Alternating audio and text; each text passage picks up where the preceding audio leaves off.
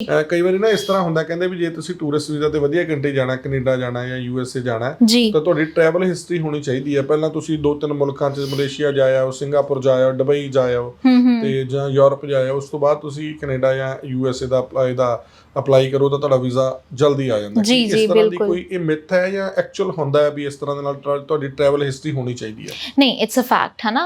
जो tourist visa की main requirement है वो कहते हैं कि हमें जो है आपकी ट्रैवल हिस्ट्री स्ट्रॉन्ग दिखाओ, है ना। 2-3 कंट्रीज़ में आप घूमे होने चाहिए।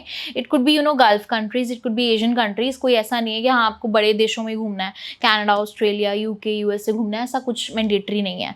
दूसरा, वो कहते हैं कि अपनी जो एज है वो मैच्योर हो। अब इसका रीज़न क्या है? वो इमेच्योर एज को क्यों नहीं लेते? इमेच्योर से मतलब जो अर्ली 20s में होते हैं, 18, 19, 20, 21 साल के बच्चे, उनको वो क्यों नहीं प्रेफर करते? बेसिकली इसका रीज़न ये होता है कि उन्हें पता है बच्चा यहाँ से वहाँ सेटल होने के लिए जा रहा है ना।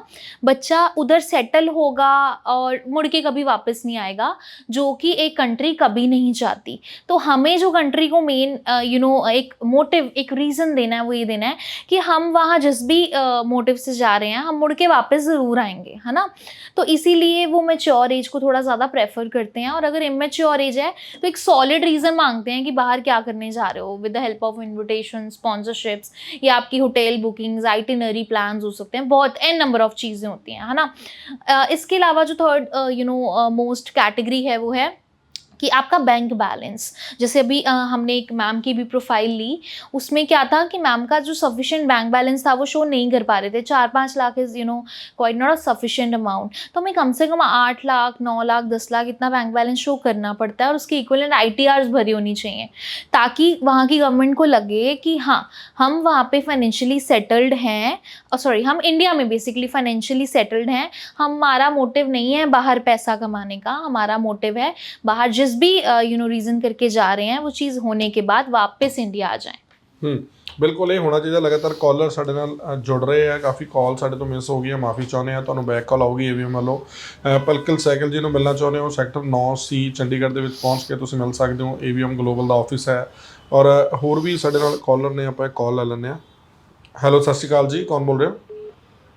सर मैं लुधियाना से बात कर रही हूँ, निशा। हाँ जी निशा जी, अपनी प्रोफाइल बताएं और अपना सवाल बताएं। सर मैंने ग्रेजुएशन की है लास्ट ईयर, मुझे यूएसए स्टडी वीजा का पता करना था। कौन सा स्टडी वीज़ा मैम? मैम मुझे HR प्रोफाइल के लिए जाना है। HR के लिए कोई स्टडीज होगी वहाँ पे? तो मैम लास्ट ईयर में क्या आपने कंप्लीट क्या किया है? मैंने मैम BA की है लास्ट ईयर। ठीक है, और BA में परसेंटेज क्या आते हैं मैम आपके? मैम मेरी 84 है। राइट, 84 हैं। तो मैम आप ह्यूमन रिसोर्स में बेसिकली इंटरेस्टेड हैं, है ना? Yes ma'am. राइट मैंने मैम। IELTS भी की हुई है मैम, 7 ओवरऑल 7 है मेरा।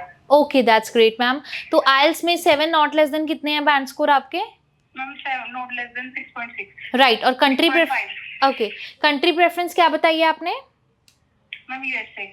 USA, right ma'am. सी, हम आपको मास्टर्स के लिए बाहर भेज सकते हैं। स्पेसिफिकली जो ह्यूमन रिसोर्स मैनेजमेंट में HRM में मास्टर्स होती है, उस चीज़ में हम आपको भेजेंगे, एंड उसके बिहाफ पे जो है आपकी फ़ाइल लगाएंगे, है ना। मेन चीज़ क्या होती है मैम इसमें ना, USA एक इंटरव्यू बेस्ड वीज़ा देता है आपको। तो आप वहाँ जो सी भी स्टडी ले रहे हो, आप वहाँ जो सा भी कोर्स ले रहे हो, उसमें आपको इंटरव्यू में उससे रिलेटेड क्वेश्चंस पूछे जाएंगे और आपको रेलिवेंट तरीके से जवाब देना है। तो अगर आप इवन AVM ग्लोबल से फाइल लगाते हो तो you don't have to worry about that, हम आपको प्रॉपर प्रिपेयर करवाएंगे। ਬਿਲਕੁਲ ਤੁਸੀਂ ਲੰਬੀ ਗੱਲ ਕਰਨੀ ਹੈ। ਤੁਸੀਂ ਕਿਸੇ ਵੀ ਕੋਰਸ ਸਿਲੈਕਸ਼ਨ ਦੀ ਗੱਲ ਕਰ ਰਹੇ ਹੋ, ਖਾਸ ਤੌਰ ਤੇ ਲੋਕੇਸ਼ਨ ਸਿਲੈਕਸ਼ਨਸ ਦੀ ਗੱਲ ਕਰ ਰਹੇ ਹੋ, ਕਿਹੜੀ ਲੋਕੇਸ਼ਨ ਤੇ ਜਾਣਾ ਚਾਹੁੰਦੇ ਹੋ, ਸਟੱਡੀ ਵੀਜ਼ਾ ਤੇ ਜਾਣਾ, ਟੂਰਿਸਟ ਵੀਜ਼ਾ ਤੇ ਜਾਣਾ, ਤਾਂ ਸਕਰੀਨ ਤੇ ਆ ਰਹੇ ਨੰਬਰ ਤੇ ਕਾਲ ਕਰ ਸਕਦੇ ਹੋ। AVM ਗਲੋਬਲ ਤੋਂ ਪਲਕਿਨ ਸਹਿਗਲ ਜੀ ਲਗਾਤਾਰ ਸਾਡੇ ਨਾਲ ਨੇ, ਜੋ ਤੁਹਾਡੇ ਜਵਾਬ ਦੇਣਗੇ।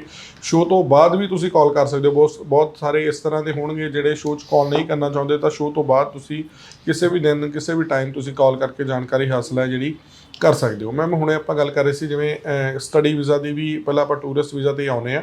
ਟੂਰਿਸਟ ਵੀਜ਼ਾ ਤੇ ਇੱਕ ਤਾਂ ਚਲੋ ਇਹ ਹੋਗੀ ਵੀ ਤੁਹਾਡੀ ਟਰੈਵਲ ਹਿਸਟਰੀ ਥੋੜੀ ਬਹੁਤੀ ਹੋਣੀ ਚਾਹੀਦੀ ਹੈ, ਯਾਨੀ ਕਿ ਜਿਹੜਾ ਵੀਜ਼ਾ ਆਫਿਸਰ ਹੈ ਉਸਨੂੰ ਇਹ ਲੱਗੇ ਵੀ ਇਹ ਬੰਦੇ ਕੋਲ ਇੰਨਾ ਕੁ ਸੋਲਿਡ ਹੈਗਾ ਵੀ ਉੱਥੇ ਰਹੂਗਾ ਨਹੀਂ, ਵਾਪਸ ਆਊਗਾ। ਯਾਨੀ ਕਿ ਤੁਹਾਡੇ ਪਰਿਵਾਰ ਦੀ ਇਨਕਮ ਕਿੰਨੀ ਹੋਣੀ ਚਾਹੀਦੀ ਹੈ, ਜਾਂ ਤੁਹਾਡਾ ਬਿਜ਼ਨਸ ਕਿਸ ਲੈਵਲ ਤੇ ਹੋਣਾ ਚਾਹੀਦਾ, ਰਿਟਰਨ ਆ ਯਾਨੀ ਕਿ 10-20 ਲੱਖ 50 ਲੱਖ, ਕਿੰਨਾ ਕੁ ਵੱਡਾ ਬਿਜ਼ਨਸ ਨੇ ਵਾਲੇ ਲੋਕ ਨੇ ਜਿਹੜੇ ਘੁੰਮਣ ਲਈ ਜਾ ਸਕਦੇ ਆ। ओके तो इसमें जैसे कि मेन लोगों को मिथ रहता है कि हाँ हमारा बिजनेस होना चाहिए, हमारी करोड़ों की टर्नओवर्स होनी चाहिए, अच्छा हम टैक्स पे करें और लिक्विड फंड्स एफडीज जो अपनी जो भी आप अपना पैसा बेसिकली दिखाना चाहते हो बहुत अच्छा दिखाओ तो आपको वीज़ा मिलेगा। ऐसा नहीं होता गाइस।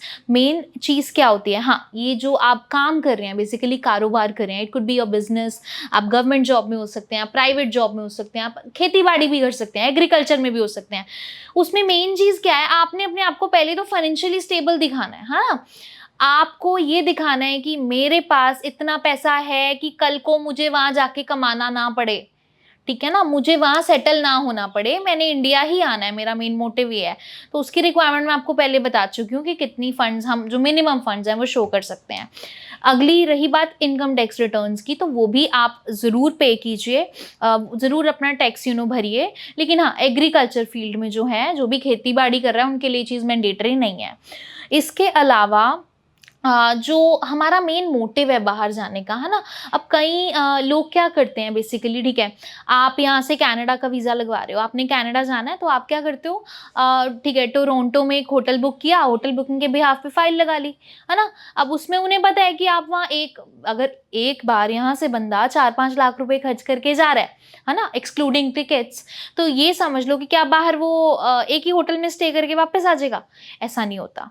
तो जो बंदा बाहर जा रहा है वो बहुत जगह घूमेगा, है ना, बहुत चीज़ें एक्सप्लोर करेगा, तो इसमें प्रॉपर आपकी आइटिनरीज बनती हैं कि आपने वहाँ क्या क्या करने जाना है। आपके डिफरेंट होटल्स में हम स्टेज दिखाते हैं आइटिनरीज के अंदर कि आप पहले टोरंटो जाओगे, टोरंटो से ब्रैम्पटन जाओगे, ओटवा जाओगे, वैनकूवर, ब्रिटिश कोलंबिया, क्यूबेक, है ना, एक प्रॉपर आइटिनरी हम आपकी दिखाएंगे। उसमें डिफरेंट होटल्स में स्टेज दिखाएंगे, जो प्राइम लोकेशंस है वहाँ आपको टूरिस्ट लोकेशंस है बेसिकली, वहाँ आपको घूमते फिरते हुए भी दिखाएंगे कि हाँ यहाँ पे भी हमने जाना है, ये चीज़ हमने देखनी है, जैसे नायग्रा फॉल्स है, ठीक है हमने वो देखना है, उस लोकेशन में हम जा रहे हैं, उसके आसपास एक होटल बुक कर देंगे आपका। तो ये एन नंबर ऑफ चीज़ें हैं जो एक वीज़ा ऑफिसर देखता है आपको वीज़ा देने से पहले, जिससे आपका मोटिव क्लियर होता है कि बेसिकली आप बाहर एक्चुअली में सेटल होने नहीं जा रहे और हाई प्रोबेबिलिटी होती है आपका वीज़ा मिलने की।